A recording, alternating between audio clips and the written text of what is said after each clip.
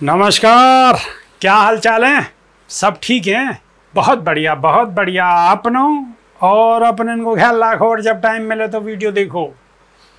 देसी देख बिगर ब्रेक बगैर लाग लपेट, बिल्कुल देसी अंदाज में।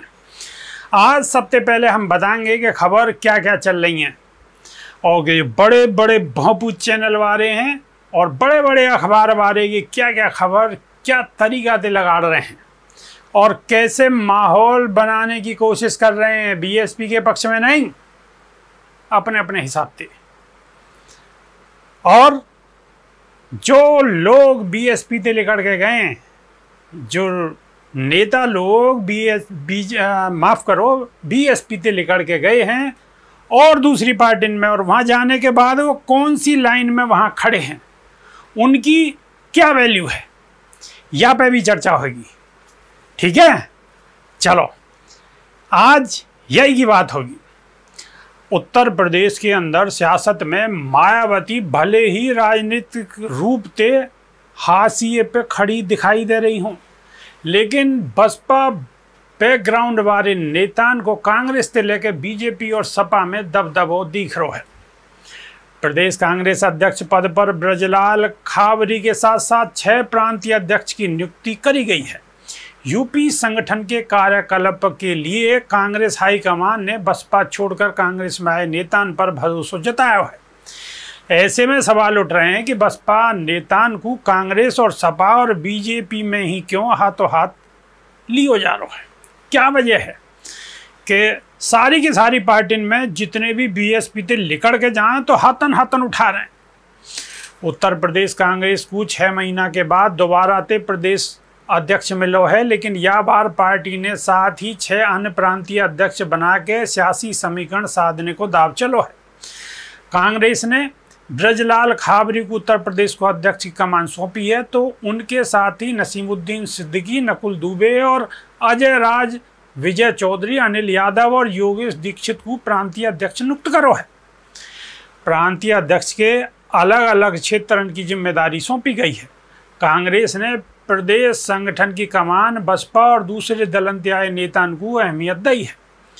प्रदेश अध्यक्ष बने पूर्व सांसद ब्रजलाल खाबरी और प्रांतीय अध्यक्ष के तौर पर नियुक्त करे गए नसीमुद्दीन सिद्दीकी, नकुल दुबे, वीरेंद्र चौधरी और अनिल यादव कभी बसपा में हुए करे, और प्रांतीय अध्यक्ष बने अजय राज को सियासी बैकग्राउंड बीजेपी और सपा को रहे है, जबकि योगेश दीक्षित ही खाटी कांग्रेसी हैं।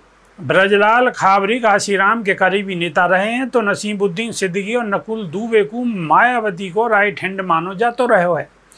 या तरह से कांग्रेस ने बसपा नेताओं के जरिए दलित, मुस्लिम, ब्राह्मण, कुर्मी, यादव कॉम्बिनेशन बनाने की कवायद करी है। ब्रजलाल खाबरी दलित मिशनरी से जुड़े रहे हैं। बसपा संस्थापक काशीराम के साथ जुड़ने और पार्टी के कैडर के रूप में काम करने के लिए उन्हें कम उम्र में ही उन्होंने अपना घर छोड़ दिया। 1999 में जालौन सीट से बसपा के सांसद चुने गए और काशीराम के साथ उनके घनिष्ठ संबंधन के चलते राज्यसभा सदस्य बनाया गया। बसपा के राष्ट्रीय महासचिव रहे, लेकिन पार्टी प्रमुख मायावती के साथ मतभेद है जाने के चलते 2016 में बसपा छोड़ दी और 2017 के चुनाव से पहले कांग्रेस में शामिल है गए। ऐसे में दलित वोटन को साधने के लिए कांग्रेस ने उन्हें प्रदेश अध्यक्ष की कमान सौंपी। नसीमुद्दीन सिद्दीकी कभी मायावती के सबसे ज़्यादा करीबी और विश्वास पात्र नेता माने जाए, बसपा के वरिष्ठ चेहरा हुआ करे है और मायावती सरकार में नंबर 2 की पोजीशन ही। बसपा संगठन और राष्ट्रीय महासचिव, कोऑर्डिनेटर जैसे अहम पदन पर को रहे हैं। 2017 के विधानसभा चुनाव के बाद बसपा को अलविदा कह दिया और कांग्रेस को दामन थाम लिया। प्रांतीय अध्यक्ष के तौर पर उन्हें पश्चिम यूपी की जिम्मेदारी सौंपी गई। नकुल दुबे भी मायावती के करीबी नेता और बसपा के ब्राह्मण चेहरा माने जावे। मायावती सरकार में कैबिनेट मंत्री है और भारी भरकम विभाग को जिम्मा हो, लेकिन 2022 के चुनाव के बाद बसपा छोड़ के कांग्रेस को दामन थाम लियो। नकुल दुबे के अवध क्षेत्र को कांग्रेस ने प्रांतीय अध्यक्ष नियुक्त करो है। या के अलावा विधायक वीरेंद्र चौधरी साल 2012 में बसपा छोड़ के कांग्रेस में आए और 2022 में विधायक बने और कांग्रेस ने पूर्वांचल क्षेत्र को अध्यक्ष बनाया। अनिल यादव 1996 में इटावा के बसपा जिला अध्यक्ष हुए कर रहे। उनके बाद कांग्रेस को उन्होंने दामन थाम लियो। अब उन्हें ब्रज क्षेत्र को अध्यक्ष नियुक्त करो है। कांग्रेस ही नहीं, सपा में भी बसपा बैकग्राउंड वाले नेता को खासो दबदबा रहे हो है। सपा में भले ही प्रदेश अध्यक्ष पद नरेश उत्तम को सौंप दियो है, लेकिन पार्टी के राष्ट्रीय अधिवेशन के दौरान मंच पे बसपा ते आए नेता की पहली पंक्ति में उन लोगों को जगह मिली, जबकि खाटी सपा नेता दूसरी कतार में बैठे दिखे।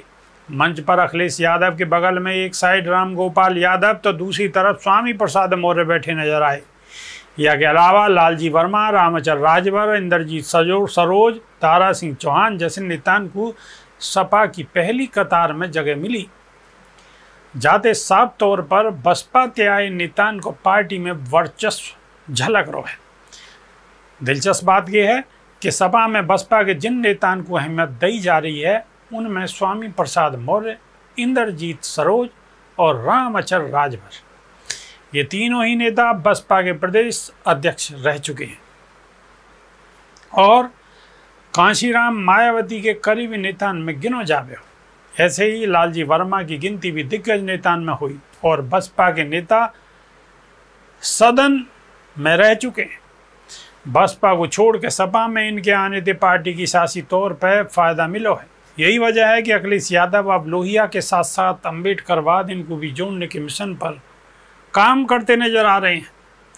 उत्तर प्रदेश की सत्ता पर काबिज बीजेपी भी बसपा से आए हुए नेतन को दबदबा उनमें साफ देखो जा है। योगी सरकार में नंबर 2 की पोजीशन रखने वाले डिप्टी सीएम ब्रजेश पाठक को सियासी बैकग्राउंड बसपा को रहो है।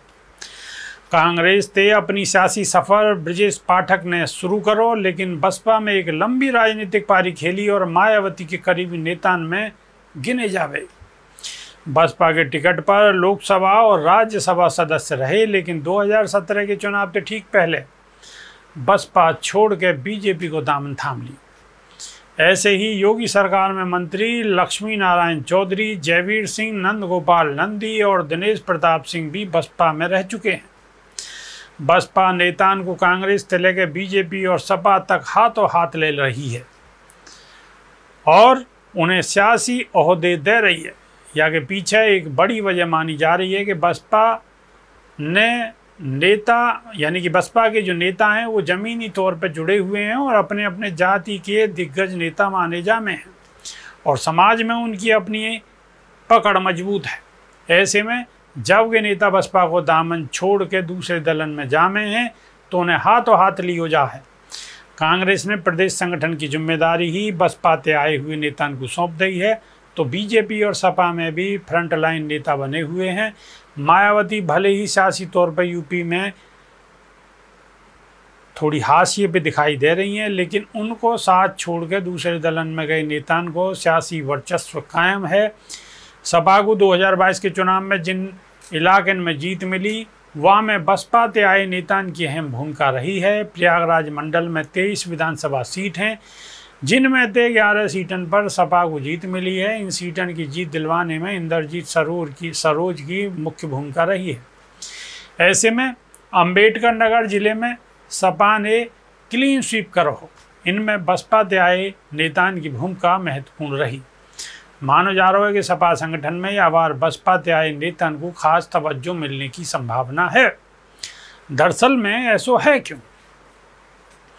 बसपा में जितने नेता रहे वो अपनी अपनी जगह मजबूत है और बसपा ही पार्टी एक ऐसी है कि जो कैडर बेस है, जब वो अपनो कैडर है और जब सब शामिल है तो स्थिति मजबूती। हालांकि परिस्थिति बदलती रहे, कोई बहुत ज़्यादा ऐसी दिक्कत नहीं है कि आज मानो दिखाई दे रहा हो कि आज पार्टी कमज़ोर है तो कल को पार्टी मजबूत भी हो सके, और अब पहले के मुकाबले मजबूती दिखाई दे रही है और राजनीति में उतार चढ़ाव तो आते ही रहे। ये खबर बताने को मतलब ये हो कि और पार्टी में कितनी तवज्जो दी जा रही है, जो बसपा के नेता गए हैं उन्हें कितनी तवज्जो दी जा रही है। तो जब इन्हें तवज्जो दी जा रही है तो बसपा को भी चाहिए कि अपने जहाँ ते भी मजबूती प्राप्त करी जा सके उन पे मजबूती प्राप्त करे। और दूसरी पार्टी में भी अगर कोई नेता ऐसे लग रहे हैं कि जिनको अपना वर्चस्व है और उनके आने से पार्टी को अगर फ़ायदा है सके तो उन पर पूरे डोरा डालने चाहिए, हर तरीक़ा से डोरा डालने चाहिए। चूँकि राजनीति में साम दाम दंड भेद जो कछु भी है सब चला रहे हैं और कोई ना पूछ रहो, बस सत्ता में आने चाहिए। और जब तक सत्ता में ना आओगे, जब तक कछु ना, बस खाली फिर तो अपना ट्वीट करते रहो। सत्ता में आने के नहीं है, साम दाम दंड भेद को जैसे बीजेपी इस्तेमाल कर रही है ऐसे इस्तेमाल करना पड़ेगा। और जब तक इस्तेमाल नहीं करोगे और ज़मीन पर नहीं उतरोगे, हर चीज़ में अपनी बात को नहीं उठाओगे, अपने लोगों की जो मनोबल डाउन है वो वह मनोबल को नहीं बढ़ाओगे, जब तक स्थिति मजबूत नहीं होगी। या लिया स्थिति को मजबूत करते रहो, मनोबल को अपने को भी बढ़ाओ और अपने सगे संबंधी और जानकारन के भी बढ़ाओ और खबर को आगे ठोकते रहो, दूर दूर तक पहुंचाओ। और नई वीडियो में बहुत जल्दी हाजिर होंगे। जब तक के नहीं आ देसी देख बिगर ब्रेक पगल लाग लपेट, बिल्कुल देसी अंदाज। बहुत बहुत धन्यवाद, नमस्कार।